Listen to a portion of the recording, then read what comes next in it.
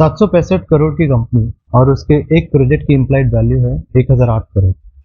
दोस्तों, अगर ये मैथ समझ आ गया तो शायद आपको मार्केट का एक हिडन वैल्यू अनलॉकिंग अपॉर्चुनिटी भी समझ आ जाएगा।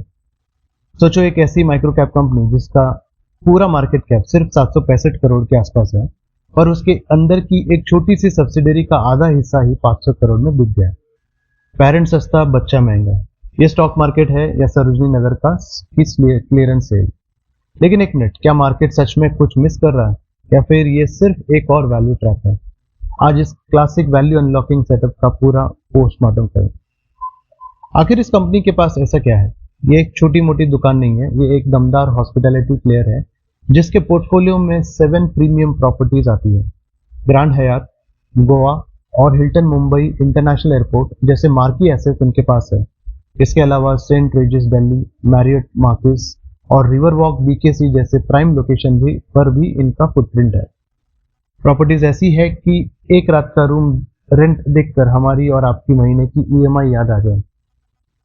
अब नंबर्स का खेल समझो। इस स्टॉक का मार्केट कैप रफली 765 करोड़ है और पी रेशियो 15.94 के आसपास चल रहा है। पर असली ट्विस्ट छिपा है इसके प्राइस टू बुक रेशियो में, जो सिर्फ 0.85 है। मतलब स्टॉक अपनी 167.66 की बुक वैल्यू से भी डिस्काउंट पर ट्रेड कर रहा है। लेकिन याद रखिए, सिर्फ लो प्राइस टू बुक देखकर कोई स्टॉक सस्ता नहीं हो जाता। कभी कभी मार्केट जेन्युइन रिस्क को भी प्राइस कर रहा होता है। इसलिए स्टोरी का अगला पार्ट बहुत इंपॉर्टेंट है। अब आते हैं उस कैटलिस्ट पर जिसने मार्केट का ध्यान इस कंपनी की तरफ खींच लिया। इनके पास मुंबई के प्रीमियम सहार अंधेरी ईस्ट इलाके में 5.4 एकर्स का एक प्राइम लैंड पार्सल है और यहां एंट्री होती है रियल एस्टेट के दादा प्रेस्टीज एस्टेट्स।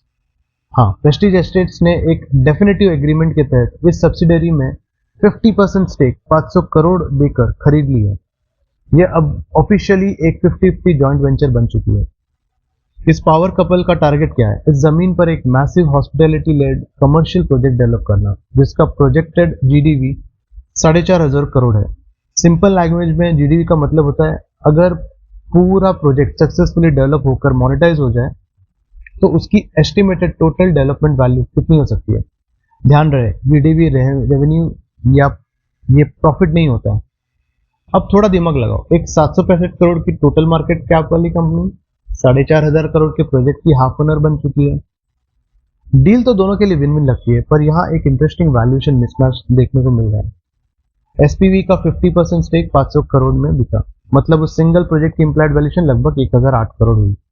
यानी इस एक प्रोजेक्ट की वैल्यूएशन ही पूरी पेरेंट कंपनी के मार्केट कैप से भी लगभग 30% ज्यादा। अब सवाल ये उठता है, क्या मार्केट बाकी एसेट्स को बहुत कंजर्वेटिव वैल्यू दे रहा है या फिर फ्यूचर एग्जीक्यूशन रिस्क को ऑलरेडी डिस्काउंट कर चुका है? और प्रेस्टीज के आने से मेगा प्रोजेक्ट के एग्जीक्यूशन का एक्सपीरियंस भी साथ आ गया। मतलब कंस्ट्रक्शन का हेडेक एक सीजन डेवलपर संभालेगा और हमारा हीरो पार्टनरशिप का पोटेंशियल अपसाइड एंजॉय करेगा। एक स्मार्ट इन्वेस्टर की तरह दोनों साइड देखते हैं। स्ट्रेंथ, टीयर 1 पार्टनर आने से एग्जीक्यूशन कैपेबिलिटी काफी स्ट्रांग हो गई है। वीकनेसेस, हिस्टोरिकली इनका रिटर्न ऑन इक्विटी काफी ठंडा रहा है, अराउंड 5.3%। मतलब पास्ट परफॉर्मेंस थोड़ी सोते हुए हलवाई जैसी रही है।